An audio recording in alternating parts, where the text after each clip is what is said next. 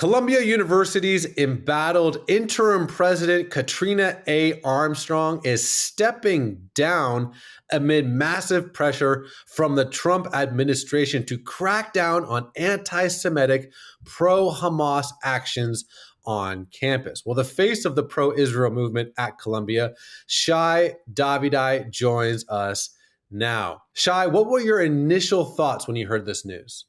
Thank you for having me back again. And I have to tell you, I was extremely surprised. The news actually came in true Columbia fashion on Friday afternoon because they want to make it clear that we don't get at the media circle, right?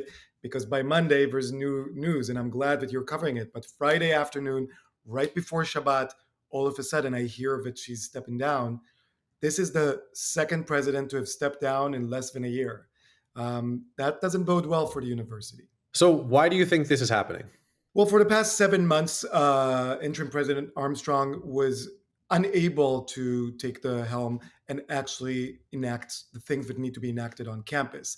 It built up to a stage where the Trump administration froze $400 million in funding out of the $3.5 billion that Columbia gets from the government every year. The university under Katrina Armstrong's presidency said, okay, we will do what the Trump administration is telling us to do. But then in a closed meeting with faculty, she actually told them, don't worry, we're not changing anything.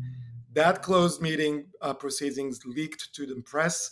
And then it became clear that the president was lying either to the Trump administration or to the faculty. Either way, not a great thing for a president. And I think that pressure forced her out. And now we have a new acting president. So what does the Trump administration want someone to do, wanted her to do that isn't happening? So there were very simple things. It was enacting a mask ban. So you can't just cover your face and take over university buildings, but you actually have to be accountable so we know who's there. It's looking into the Middle Eastern Studies department and the professors there that have openly supported U.S. designated terrorist organizations. And it's things like increase the diversity of thought of the faculty and the student body. Because right now you have a student body and a faculty body that's very diverse when you look at race, gender, ethnicity, nationality. But when you look at what matters most, which is lived experience, what people think, what people have in their minds, there is almost no diversity. And the administration was pushing the university to increase the diversity.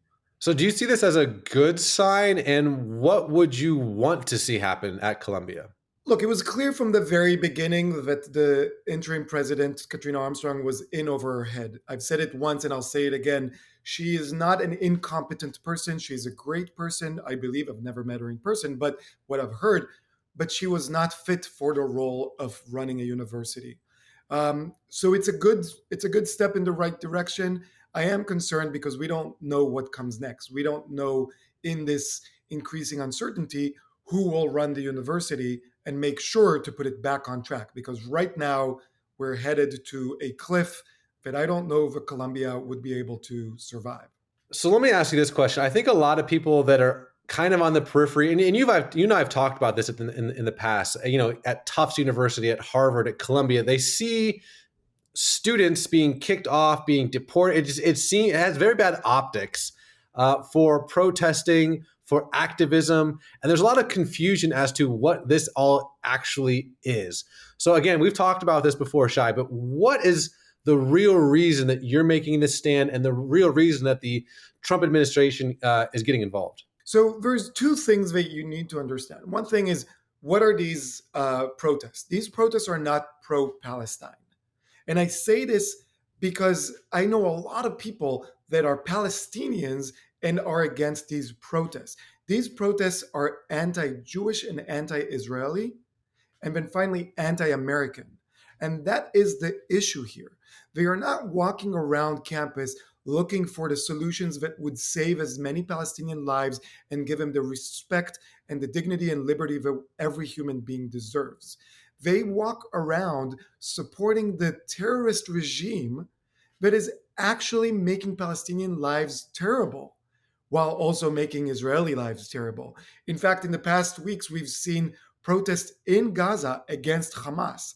So, how weird is it that in Gaza, Palestinians are opposing a US designated terrorist organization, but on Colombia's campus, they are supporting that same terrorist organization?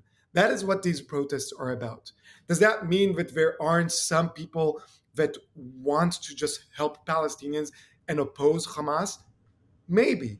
But the leaders of the organization, the materials that they push around, the chants that they have their followers chant are all anti Jewish, anti Israeli, and anti American. That's very clarifying. Well, Shai, as always, the news at Columbia seems to happen almost every single day, so we'll have to have you back on. But as for now, thank you so much, my friend. Thank you so much, and let's hope for some good news.